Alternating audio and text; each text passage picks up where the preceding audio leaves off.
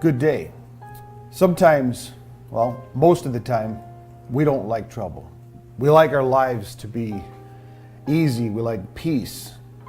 We like to avoid crisis. We like to avoid trouble. But in fact, what we need to understand is that it is in our times of crisis that is where the Lord does work in our lives. And so rather than avoid trouble, or rather than try and make our lives easy, we need to embrace this brokenness in us, and we need to seek the Lord.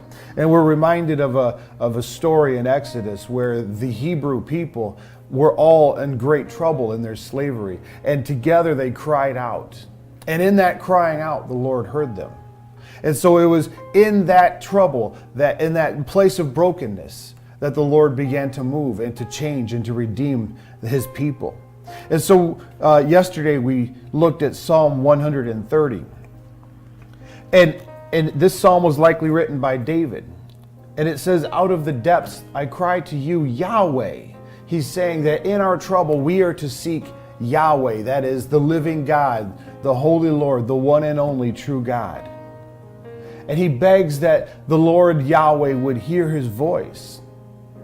And he does one thing that's interesting, and he asks God for forgiveness, that the Lord would not mark his iniquities. And the reason he does this is because David recognizes that he is broken and he desperately needs the Lord. He needs the Lord to intervene. And so as David's praying, he begins to understand what he needs to do. In verses 5 and 6, have this strange repetition of words. It says, "I wait for the Lord." He says 3 times, "I will wait for the Lord." And then he adds to this that he will wait for the Lord more than the watchmen of the morning, and he says that twice. And what he's trying to express here with great emphasis is that in the midst of our trouble, in the midst of our crying out, that we are to simply wait on the Lord, to trust in the Lord, and to know that he will help us and that he will redeem us. And this is my favorite part about this passage, Psalm 130. When he encourages Israel to hope in the Lord, and then he reminds us that with the Lord there is steadfast love, that there is perseverance, that the Lord will endure with us.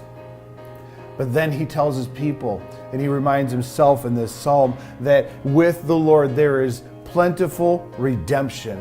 And I love that expression, plentiful redemption, because it tells me that I haven't gone too far. It tells me that I haven't sinned too much. It tells me that I haven't done too many bad things. That with the Lord, that there is plentiful redemption. There is enough redemption for all of my sin. And if I will seek the Lord, and if I will wait for the Lord, then he will redeem me.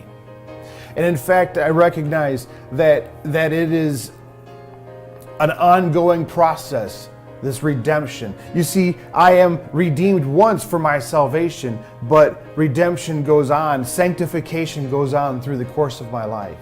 And so I encourage you to reflect on this morning, whether you're still questioning whether the Lord is your God, or whether he is your God and you don't know what he's working in your life in this crisis right now. Wait on the Lord, seek him, and in him there is steadfast love and plentiful redemption.